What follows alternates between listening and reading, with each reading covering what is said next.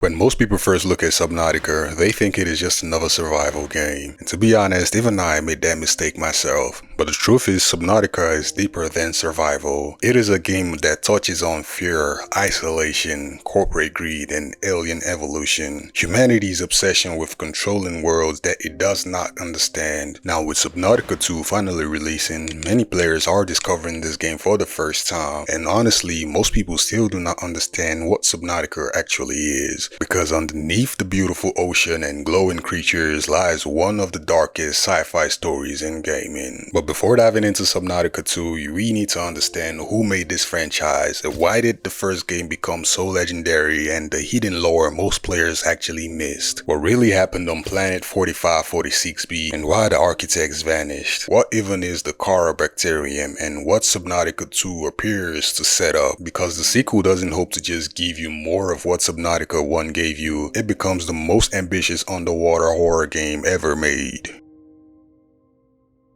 Subnautica was created by Unknown Worlds Entertainment, a studio that originally created mods. You see, long before Subnautica ever existed, Unknown Worlds was known for creating Natural Selection, a multiplayer Half-Life mod that blended FPS gameplay with real-time strategy mechanics. But eventually, the team wanted to create something completely different. Not a competitive shooter or military game, but something atmospheric, emotional, and fully immersive. And that idea became Subnautica. The original game launched in early access in 2014 before finally releasing fully in 2018, kinda like how Subnautica 2 is actually going. You see, at first, many people ignored this game, including I myself, but you gotta understand that at that time, survival games were everywhere. Minecraft, Rust, Ark, and Days. But straight out of the gate, Subnautica felt different immediately. There were no zombies, no guns, and no constant PvP, just you, an alien ocean, and the terrifying feeling that something massive was swimming underneath you. The game slowly exploded in popularity because it accomplished something almost no survival game could. It created real psychological fear, not scripted horror or jump scares, just pure environmental terror. And that terror became this franchise's identity. Now you may ask, what really made Subnautica different? You see, Subnautica weaponized the ocean itself. The deeper you go, the more powerless you feel. Visibility decreases, the music changes, and the water becomes more darker. Sounds even become distorted before the game eventually goes silent, and this was one of the crucial weapons Subnautica utilized. Subnautica trained your mind to fear what you cannot see. This is why the Leviathans became so legendary. The Reaper Leviathan isn't scary because of its design, it is scary because you hear it far away before you actually see it. That distant roar and low echo makes you realize that something enormous is nearby. Subnautica made use of something most horror games do not use. They made use of the human imagination, which is far more terrifying than anything on screen. And Unknown Worlds built the entire experience about that philosophy.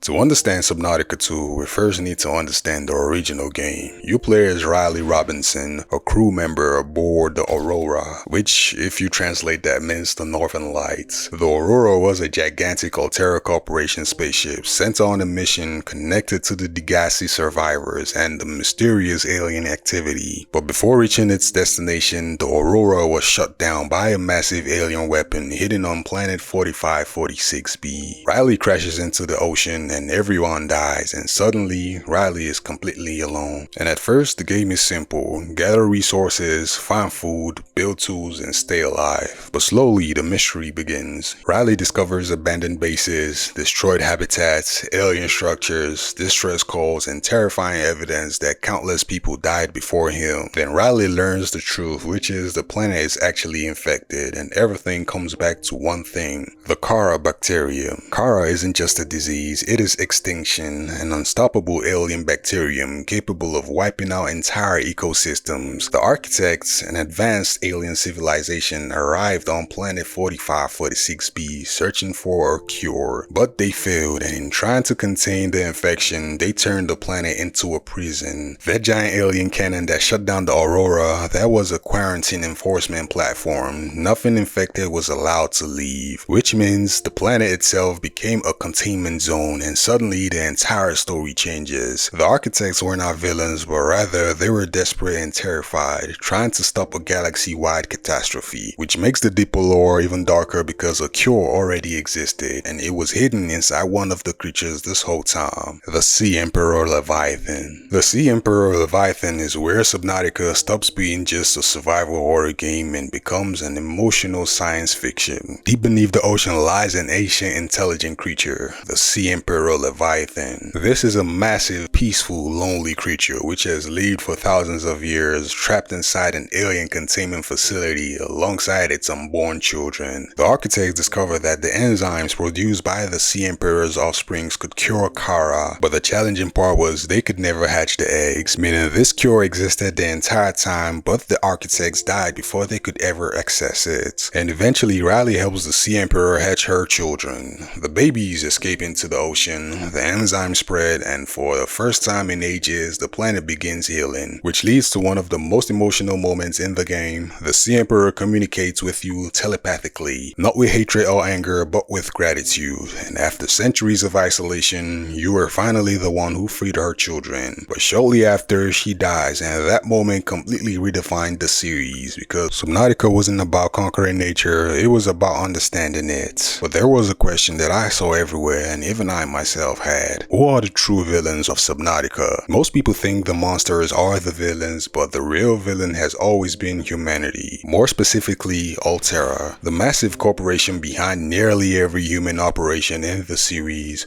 Altera represents unchecked corporate expansion. They are the embodiments of profit over ethics, control over understanding, and exploitation over coexistence. Even after Riley survives the planet, Altera sends Riley Robinson a bill for all the resources he used during survival. Now this might seem like a joke, but this fully represents Altera. They never learned, and Subnautica 2 continues with that exact theme.